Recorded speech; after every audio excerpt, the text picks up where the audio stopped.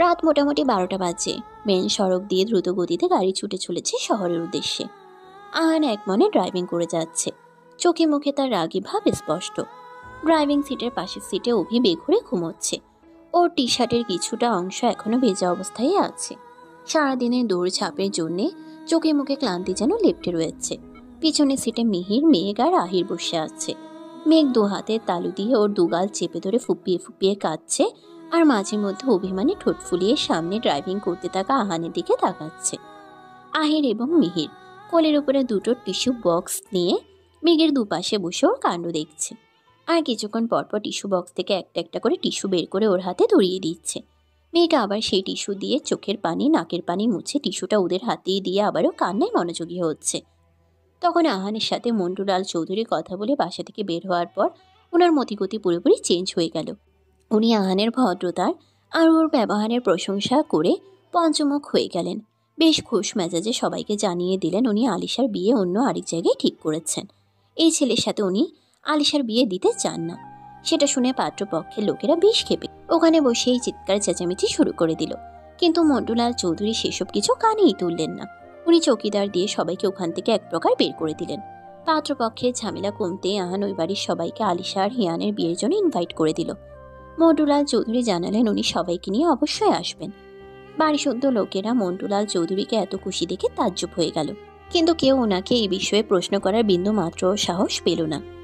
আসলে আহান সবকিছু এত সুন্দরভাবে ওনাকে বুঝিয়ে বলেছে যে উনি আর আলিশা আর হিয়ানের সম্পর্ককে অমত করতে পারেননি। সব শুনে আর আহানের এমন অমায়িক ব্যবহার দেখে সাথে সাথে আলিশা আর হিয়ানের সম্পর্ক মেনে নিতে উনি রাজি হয়ে গেছেন। তবে গ্রামের লোকজনদের উল্টোপাল্টা চিন্তা ভাবনার কথা মাথায় রেখে উনি কাউকে আলিশার অন্য কারোর সাথে রিলেশনে জড়ানোর ব্যাপারে জানাননি। ব্যাপারটা ধামাচাপা দিতে বলেছেন। উনি অন্য কারোর সাথে আলিশার বিয়ে ঠিক করেছেন। আহান সবাইকে আগামীকাল সন্ধ্যার অনুষ্ঠানে আসার জন্য ইনভাইট করে ওনাদের থেকে বিদায় নিয়ে গাড়ির দিকে আসার জন্য রওনা দেয়। এর মধ্যে মেঘ ছুটে এসে আহানের হাত ধরে টেনে নিয়ে ওকে বাড়ির বাউন্ডারির বাইরে খানিকটা অন্ধকার জায়গায় নিয়ে আসে। তারপর চোখে মুখে বিস্ময় আর একরাশ কৌতূহল নিয়ে জিজ্ঞেস করে, মেঘ, আপনি ওই রাগী লোকটাকে এত সহজে রাজি কিভাবে করালেন?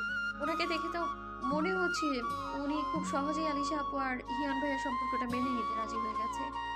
এরকম একটা মিরাক্কেল কিভাবে ঘটলো বলুন তো? আহান এমনিতেই মেঘের উপর ভয়ঙ্কর রেগেছিল। তারপর মেঘের এমন প্রশ্নে ওর রাগটা মাথা চাড়া দিয়ে উঠল। ও কোনো কিছু না বলেই ঠাস ঠাস করে মেঘের দুগালে দুটো চড় বসিয়ে দিল। ঘটনার আকস্মিকতায় মেঘ পুরো হতভম্ব হয়ে দুগালে হাত দিয়ে দাঁড়িয়ে রইল। আহান ওর দিকে অগ্নি দৃষ্টিতে এক নজর তাকিয়ে গটগট করে হেঁটে গাড়ির দিকে চলে গেল। ঘটনাটা কি ঘটেছে সেটা ভালো করে বোঝার জন্য মিহির, রাহির আর অভি ছুটে মেঘের কাছে আসলো। ওরা মেঘকে কিছু জিজ্ঞেস করতে যাবে, তার আগেই মেঘ ভ্যাঁ ভ্যাঁ করে কেঁদে দিল। তখন থেকে ও দুগালে হাত দিয়ে ননস্টপ শুধু কেঁদেই যাচ্ছে।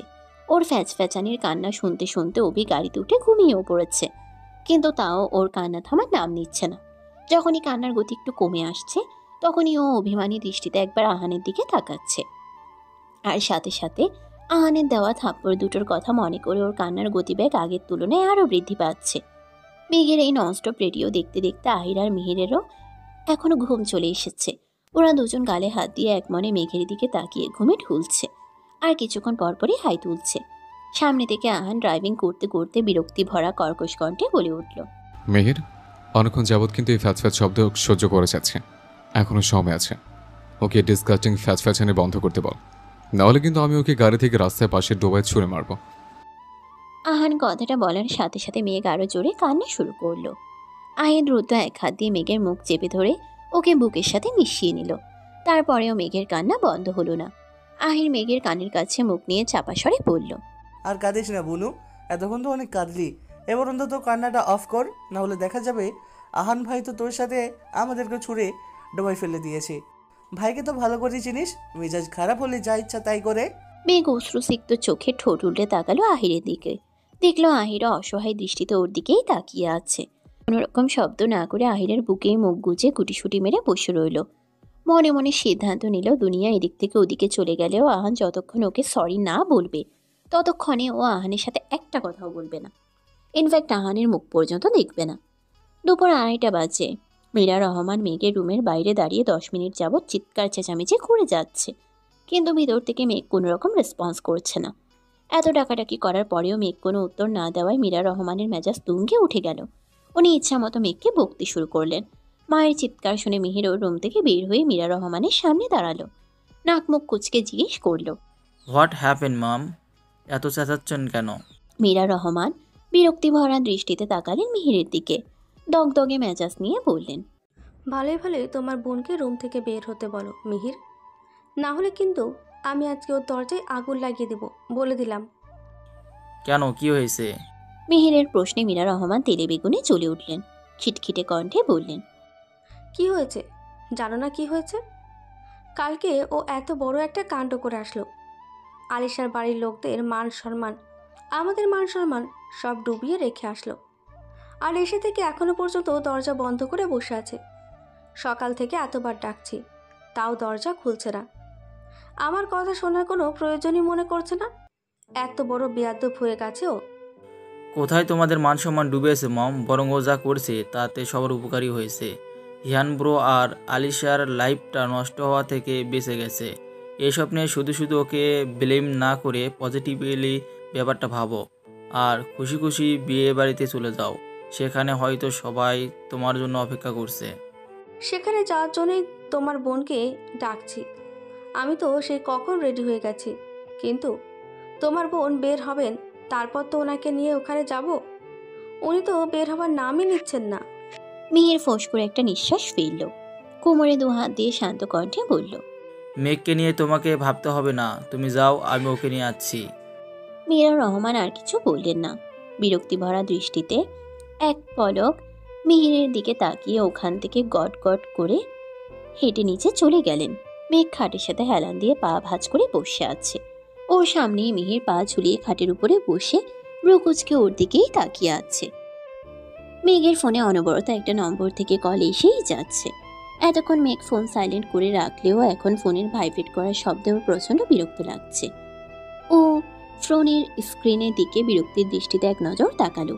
সেখানে আহান ভাই নামটা স্পষ্ট জলজল করছে। নামটা দেখা মাত্রই মেঘের গা পিত্তি জ্বলে গেল। ও ফোনটা দ্রুত হাতে নিয়ে সব জায়গা থেকে ওই নম্বরের ব্যক্তিকে ব্লক করে দিল। তারপর ফোনটা বিছানার একপাশে ছুঁড়ে মেরে রাগে ফুঁসতে লাগলো। মেহের পুরোটা সময় চুপচাপ বসে মেঘের এসব কর্মকাণ্ড দেখে চিন্তিত কণ্ঠে জিজ্ঞেস করলো, আচ্ছা, কি হয়েছে? আন ভাই কি কালকে থেকে কিছু বলেছে? এরকম কেন করছিস? আর বিয়েতেই বা যেতে চাইছিস না কেন? মেঘ এতক্ষণ মুখ ঘুরিয়ে অন্যদিকে তাকিয়েছিল। মিহিরের কথা শুনে ও প্যাঁচার মতো ফেস করে মিহিরের দিকে তাকালো। তারপর ঝাঁঝালো কণ্ঠে বলল, ইচ্ছে করছে না তাই যেতে চাইছি না। এমন তো না যে আমি না গেলে ওদের বিয়েটাই হবে না। আমাকে ছাড়াও তো ওখানে অনেক লোক আছে, তোমরাও আছো। তোমরা যাও, বিয়ে খেয়ে এসো। তাও আমায় কেউ ডিস্টার্ব করো না প্লিজ। মিহির স্থির দৃষ্টিতে তাকালো মেঘের দিকে। মেঘকে দেখেই বোঝা যাচ্ছে ও কোনো কিছু নিয়ে ভীষণ চটে আছে। না হলে সহজে এরকম ভাবে কথা বলার মেয়ে মেঘ না। মিহির একটু এগিয়ে এসে মেঘের একদম সামনাসামনি এসে বসলো। তারপর নরম কণ্ঠে জিজ্ঞেস করলো, এভাবে রেগে থাকলে আমি কিভাবে বুঝবো বলতো? আচ্ছা, আহান ভাই তোকে বকেছে, তুই কি তার উপর রেগে আছিস? মিহির কথাটা বলার সাথে সাথে মেঘ গরম তেলের মতো ছ্যাত করে উঠল। খানিকটা উচ্চস্বরে চিল্লিয়ে বলল, কে আহান ভাই? আর উনি আমাকে বকবেনি বা কোন সাহসে? আর আমি ওনার উপরে রেগেই বা থাকবো কোন দুঃখে? অসভ্য একটা লোক, আমি চিনিই না ওনাকে। মেঘের কথা বলার ধরন দেখে মিহিরের যা বোঝার ও বুঝে গেল। ওর মনে পড়ে গেল গতকাল রাতে যখন মেঘ আহানের সাথে কথা বলার জন্য ওকে টেনে নিয়ে গিয়েছিল, তারপর থেকেই ও কান্নাকাটি শুরু করে দিয়েছিল। মেঘের আন্দাজ করে নিল সেই সময় ওদের দুজনের মধ্যে কিছু একটা হয়েছে, যার জন্য মেঘ কালকে বাসা আসার পর থেকে এখন পর্যন্ত রেগে বুম হয়ে আছে। তবে কি হয়েছে সেটা জানার ইচ্ছে থাকলেও মিহির সেটা মেঘের সামনে প্রকাশ করলো না। উল্টো প্রসঙ্গ ঘুরিয়ে মেঘের দুগালে হাত রেখে আদুরে কণ্ঠে বলল, আচ্ছা, মানলাম ওই অসভ্য লোকটা তোর কেউ না, কিন্তু আমি তো তোর ভাইয়া, তুই আমার কথা শুনবি না? আমি এতবার বলার পরেও তুই রেগে থাকবি? মিহিরের কথায় মেঘের জ্বলন্ত কয়লার মতো দগদগে হয়ে থাকা মেজাজটা এতক্ষণে কিছুটা কমে আসলো। ওর চোখে মুখে মন খারাপের আধার নেমে আসলো। ও মন খারাপ করে মিনমিনে কণ্ঠে বলল, আমি তোমার উপর রেগে নেই ভাইয়া, ইনফ্যাক্ট কারো উপরেই রেগে নেই। আমার কিছুই ভালো লাগছে না, তাই আমি যেতে চাইছি না। প্লিজ আমায় জোর করো না, তুমি চলে যাও। মিহির বুঝলো টনিকে কাজ হয়েছে, তাই আগে থেকেও আরেকটু আদুরে স্বরে বলল, এরকম করে না বনু, তুই না আমার ছোট্ট একটা পাখি, ভাইয়ার একটা কথা শুনবি না? বল, তুই তো জানিস তোকে ছাড়া একা একা কোথাও গেলে আমার মন খারাপ হয়ে যায়। আমি একদম হাসি খুশি থাকতে পারি না। তুই কি চাস তোর জন্য আজকে পুরোটা সময় আমি মন খারাপ করে বসে থাকি? প্লিজ সোনা বনু আমার, চল আমার সাথে। আর মন খারাপ করে থাকিস না প্লিজ। মেঘের আর না বলার সুযোগ হলো না। মিহিরের কথায় ওর সমস্ত রাগ অভিমান নিমিষেই গলন্ত বরফের পানির মতো শীতল হয়ে গেল। ও মিহিরকে জড়িয়ে ধরে শান্ত স্বরে বলল, তুমি বাইরে গিয়ে ওয়েট করো, আমি রেডি হয়ে আসছি। বিকাল 4টার মতো বাজে। মেঘ হিয়ানদের বাসার দোতলার করিডোরের রেলিংয়ের উপরে হাত দিয়ে দাঁড়িয়ে আছে। নিচের ড্রয়িং রুমে বসে মন্টুলাল চৌধুরীর সাথে সারিকা, সাইফা, দিশা সহ আলিশার আরও অনেক কাজিনরা মিলে জমিয়ে আড্ডা দিচ্ছে। আসলে গতকাল ওরা কিভাবে কি করে আলিশাকে ওই বাড়ি থেকে নিয়ে এসেছে সেটাই সাইফা মন্টুলাল চৌধুরীকে বলছে। সব শুনে মন্টুলাল চৌধুরী হেসে এক প্রকার কড়াকড়ি খাচ্ছে। মেঘ অবাক হয়ে মন্টুলাল চৌধুরীকে দেখছে। লোকটাকে আসলে ওরা যতটা ভয়ঙ্কর রাগী লোক ভেবেছিল উনি ততটাও রাগী ধরনের নন। উপর থেকে কঠোর টাইপের মানুষ হলেও মনের দিক থেকে নরম হৃদয়ের একটা মানুষ। হয়তো সবাই ওনাকে ভয় পেয়ে ওনার ধারে কাছেও যায় না দেখে উনি সবসময় নিজেকে একটা কৃত্রিম রাগী রূপে আবৃত করে রাখেন। তবে এখানে আসার সাথে সাথে সাইফা ওনার সাথে এমনভাবে গল্প জুড়ে দিয়েছে যে মনে হচ্ছে ওনাকে ও বহু বছর ধরে চিনে। সবচেয়ে আশ্চর্যের বিষয় হলো মন্টুলাল চৌধুরী নিজেও অনেকক্ষণ যাবৎ ওদের সাথে বসে জমিয়ে আড্ডা দিচ্ছেন। ওনার চোখে মুখে বিন্দু মাত্র রাগ অথবা বিরক্তির আভাস নেই। ওনার পরিবারের লোকেরা ওনার এমন ব্যবহার দেখে রীতিমতো শকড হয়েছেন। যেই লোকটাকে জীবনে কখনো হাসতে দেখা যায়নি সে আজকে বাচ্চা ছেলে মেয়েদের সাথে মিশে কেমন প্রাণোচ্ছল হয়ে উঠেছে। অথচ এত বছরেও চৌধুরী বাড়ির কোনো ছেলে মেয়েরা মন্টুলাল চৌধুরীর ধারে কাছেও যাওয়ার সাহস পায়নি, শুধুমাত্র ওনার কঠিন আর সূক্ষ্ম স্বভাবের জন্য। ওনাকে হেঁটে আসতে দেখলেও বাড়ির বড় থেকে ছোটরা সবাই নিজেদের চলার রাস্তা পাল্টে ফেলত। এই বাড়িতে না আসলে হয়তো চৌধুরী বাড়ির কেউ কখনোই জানতেই পারতো না যে এই কঠিন মনোভাবের মানুষটা ভিতর থেকে আসলে হাসি খুশি সত্তার অধিকারী। ঘণ্টাখানেক আগেই হিয়ান আর আলিশার বিয়ে সম্পন্ন হয়েছে। জাঁকজমকপূর্ণভাবে বিয়েটা না হলেও এই অল্প সময়ের মধ্যে হিয়ানের বাবা মা ভালোই আয়োজন করেছেন। তবে বিয়েতে বাইরের লোকদের কাউকে ডাকার সুযোগ হয়ে ওঠেনি। নিকটবর্তী কিছু আত্মীয় স্বজন আর আলিশার দাদুবাড়ির লোকদের উপস্থিতিতে ওদের বিয়েটা সম্পূর্ণ হয়েছে। আলিশার বিয়ের জন্যে ওর চাচ্চু গ্রামের বাড়িতে যাদের যাদের ইনভাইট করেছিলেন তারা সবাই বর্তমানে এ বাড়িতে উপস্থিত রয়েছে। দুপুরের দিকে মন্টুলাল চৌধুরী সবাইকে নিয়ে এখানে উপস্থিত হয়েছেন। শুরুর দিকে অনেকের মধ্যে এই সম্পর্কটা মেনে নিতে বিলম্ব থাকলেও এখানে আসার পর হিয়ানদের পরিবারের সবার সাথে কথা বলার পর সবাই আলিশার বিয়েটা বেশ খুশি মনেই মেনে নিয়েছেন। হিয়ানকেও পাত্র হিসেবে সবার বেশ পছন্দ হয়েছে। যেহেতু গেস্টদের সংখ্যা তেমন বেশি না তাই সবার খাওয়ার ব্যবস্থা ছাদেই করা হয়েছে। খাওয়া দাওয়া শেষ হলে বাকি সব ফর্মালিটি কমপ্লিট করে মন্টুলাল চৌধুরীরা সবাই গ্রামে ফিরে যাবেন, এমনটাই ওনারা জানিয়েছেন। মেঘ উপরে দাঁড়িয়ে দাঁড়িয়ে সবার কথা শুনছিল। নিচে গিয়ে ওদের সাথে আড্ডা দেওয়ার ইচ্ছে মনে জাগলেও আপাতত ওর সে এনার্জি নেই। খিদেতে পেটের মধ্যে ইঁদুর বিড়াল দৌড়াদৌড়ি করছে। লাস্ট খাবার খেয়েছিল কালকে দুপুরবেলা, তারপর সন্ধ্যার দিকে গ্রামে গিয়েছিল। আর সেখানে আহানের থাপ্পড় খাওয়ার পর বাসে এসে রাতে সেই যে রুমের দরজা বন্ধ করেছে এরপর আর বের হয়নি। সকাল থেকে আজকে সারাদিন রুমে বসে বসে কয়েক প্যাকেট চিপস এবং পানি খেয়েছে। এছাড়া পেটের মধ্যে তেমন কিছুই পড়েনি। এখানে আসার পর অবশ্য মিহির খাবার খাওয়ানোর জন্য ওকে ছাদে নিয়ে গিয়েছিল, কিন্তু সেখানে আহানকে দাঁড়িয়ে দাঁড়িয়ে গেস্টদের খাবার সার্ভ করতে দেখে ওর খাওয়ার রুচিটাই নষ্ট হয়ে গেছে। তাই রেগে মেগে এখানে এসেও একা একা রেলিং ধরে দাঁড়িয়ে আছে। তবে আপাতত ওর ভয়ানক রকম খিদে পেয়েছে। মনে হচ্ছে এই মুহূর্তেও আস্ত একটা মানুষকে কাছে চিবিয়ে চিবিয়ে খেয়ে ফেলতে পারবে। আচ্ছা, সে মানুষটা যদি আহান হয় তাহলে কেমন হয় ব্যাপারটা? মনে মনে নিজেকে নিজে প্রশ্নটা করে মেঘ ইমাজিন করলো ও আহানকে 2 আঙ্গুলের সাহায্যে উপরে তুলে মুখের মধ্যে ঢুকিয়ে গপাগপ চিবিয়ে খেয়ে ফেলেছে। আর আহান ওর পেটের মধ্যে গিয়ে ছোট্ট একটা পোকার মতো লাফালাফি করছে। এসব উদ্ভট জিনিস চিন্তা করে মেঘ একা একাই শব্দ করে হেসে উঠল। হাসতে হাসতে হঠাৎ ওর চোখ গেল ছাদে ওঠার সিঁড়ির দিকে। সেখানে আহান ফোন হাতে দাঁড়িয়ে ভ্রুকুচকে ওর দিকেই তাকিয়ে আছে। বোধহয় এই মাত্রই ছাদ থেকে নেমেছে। আহানকে দেখে মেঘের ঠোঁটের হাসি মিলিয়ে গেল। মুহূর্তেই ওর চোখ মুখ থমথমে হয়ে গেল। মেঘ আর 1 সেকেন্ডও ওখানে দাঁড়ালো না। হন হন করে হেঁটে আহানকে উপেক্ষা করে করিডোর দিয়ে সিঁড়ি বেয়ে সোজা নিচে নেমে গেল। আহান পুরোটা সময় ভ্রুকুচকে মেঘের যাওয়ার দিকে তাকিয়ে রইল। মেঘ বাসার সামনের সবুজ ঘাসের উপরে সোজা হয়ে শুয়ে ফোনের সাথে ইয়ার প্লাগ কানেক্ট করে চুপচাপ গান শুনছিল। বিরক্তি কমানোর জন্য আপাতত এছাড়া ওর কাছে বেটার কোনো অপশন নেই। হঠাৎ কেউ এসে মেঘের এক হাত ধরে হ্যাচকা টান দিয়ে ওকে শোয়া থেকে উঠিয়ে বসিয়ে দিল। মেঘ ধরফরিয়ে চোখ মেলে সামনে তাকালো, দেখলো ওর সামনে আহির দাঁড়িয়ে আছে। মেঘ বুকে থুতু দিয়ে বিরক্তি ভরা কণ্ঠে বলল, এরকম কেন করলি? মুখ নেই তোর, ডাক দিতে পারলি না? আহির কোমরে হাত দিয়ে সরু দৃষ্টিতে তাকালো মেঘের দিকে, তারপর মুখ বাঁকিয়ে বলল, কানে যে দুটো লাউড স্পিকারের গুঁজে রেখেছিস তাতে আমি কেন? বাড়ি শুদ্ধ সবাই ডেকে পটল তুললেও তো কিছু শুনতে পেতি না। আহিরের কথা শুনে মেঘ মুখ থেকে বিরক্তিসূচক চ শব্দ উচ্চারণ করে এক টানে কান থেকে এয়ার প্লাগের কেবল দুটো খুলে ফেলল। আহির বলল, এনিওয়ে, বড় মামি উপরে ডাকছে তোকে।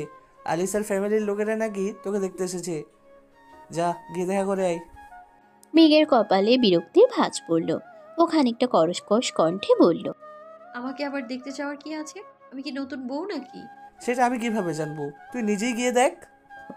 কথাটা বলে আহির ভেতরে চলে গেল। মেঘ চোখে মুখে একরাশ বিরক্তি নিয়ে উঠে দাঁড়ালো বাড়ির ভিতরে যাওয়ার জন্য। মেঘকে আবারও দোতলায় আসতে হলো। ও করিডোর দিয়ে হাঁটতে হাঁটতে হিয়ানের মায়ের রুমের দিকে যেতে লাগলো। ভাবলো সবাই হয়তো সেখানেই আছে। হিয়ানের মায়ের রুমের সামনে এসে ভিতরে উকি দিতেই এক জোড়া হাত ওকে পিছন থেকে ধাক্কা মারলো। ওটা সামলাতে না পেরে হোঁচট খাওয়ার মতো এলোমেলো পায়ে ভিতরে ঢুকে পড়লো। ফ্লোরে পড়ে যেতে নিয়েও নিজেকে কোনো রকমের সামলে সোজা হয়ে দাঁড়ালো। রেগে পিছনে তাকাতেই দেখলো আহান রুমের ভিতরে ঢুকে দরজা আটকাচ্ছে। মেঘ তৎক্ষণাৎ এগিয়ে গেল দরজার দিকে। হাত বাড়িয়ে দরজার ছিটকিনি খুলতে নিতেই আহান ওর হাত ধরে ওকে এক প্রকার ছুঁড়ে মারল। মেঘ ব্যালেন্স হারিয়ে ফুটবলের মতো ঘুরতে ঘুরতে গিয়ে বেডের উপরে ধপ করে বসে পড়ল। আহান এসে মেঘের সামনে শটান হয়ে দাঁড়িয়ে তীক্ষ্ণ দৃষ্টিতে ওর দিকে তাকালো। তারপর শক্ত কণ্ঠে বলে উঠল, কি সমস্যা? যা, আমাকে ব্লক করেছিস কেন? মেঘ বেড থেকে উঠে দাঁড়িয়ে গেল। রাগে কর্কশ কণ্ঠে বলল, ইচ্ছে হয়েছে তাই। আমার ফোনে আমি কাকে রাখবো, কাকে ব্লক করব, সেটা একান্তই আমার ব্যাপার। কথাটা বলে মেঘ আহানের সাইড কাটিয়ে চলে যেতে নিতেই আহান মেঘের কোমরে হাত রেখে হ্যাচকা টান মারল।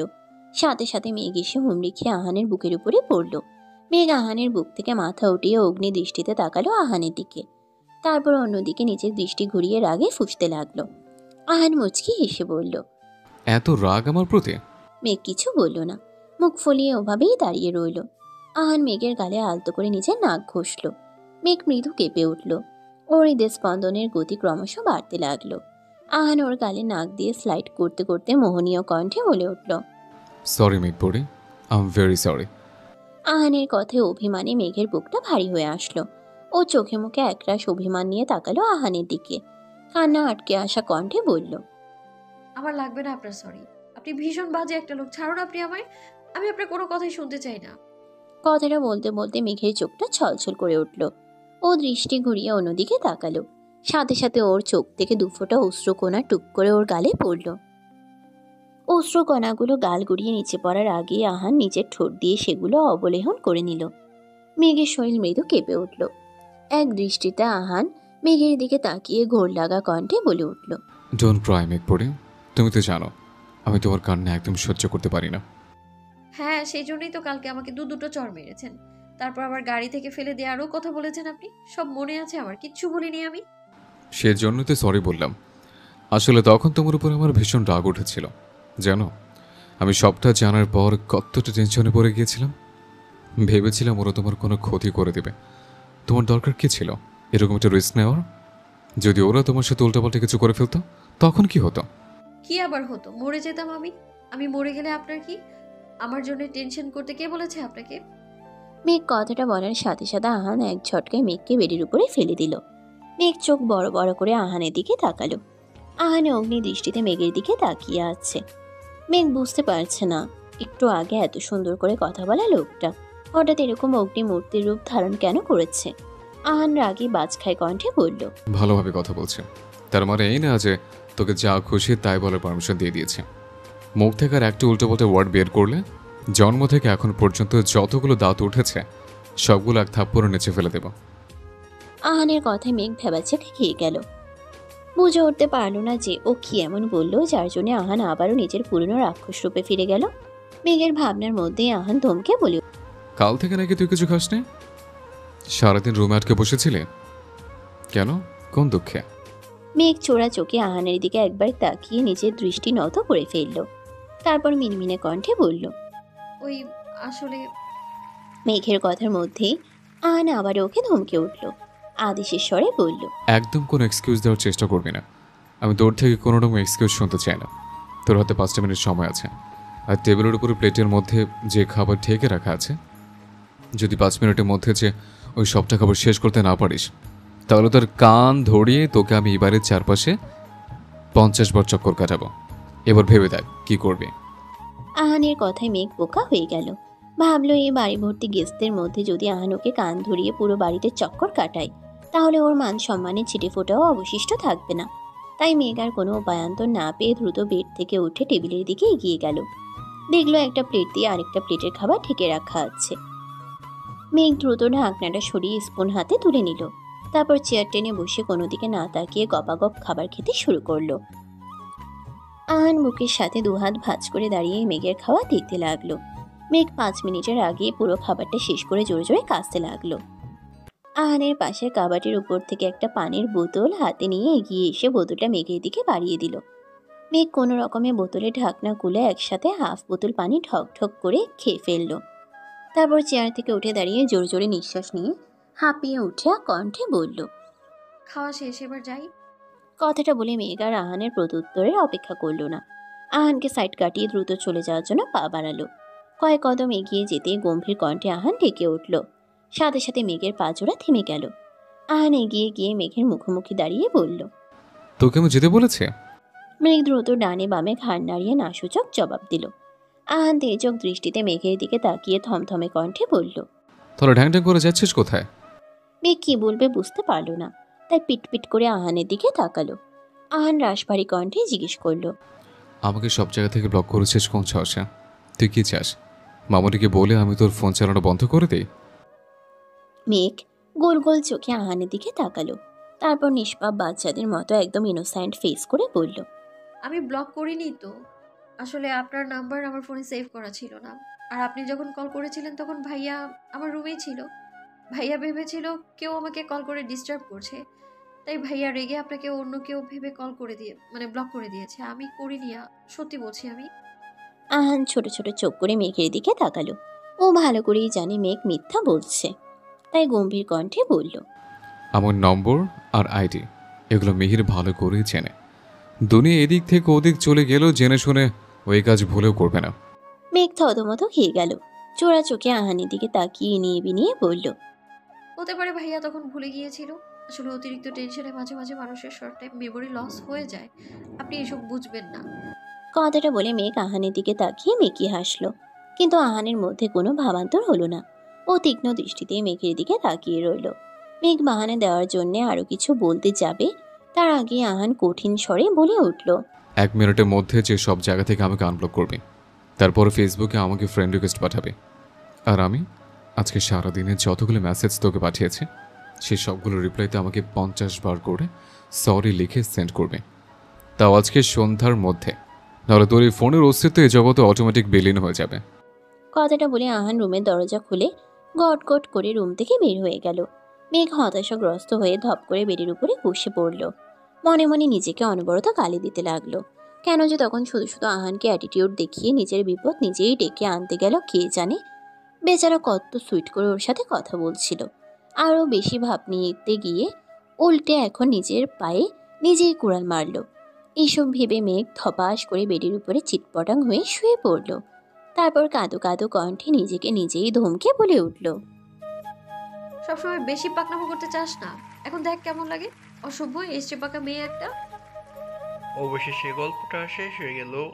গল্পটা আপনাদের কেমন লেগেছে সেটা কিন্তু কমেন্টে বলতে ভুলবেন না। আর দেখা হবে তাড়াতাড়ি নতুন একটা গল্প নিয়ে।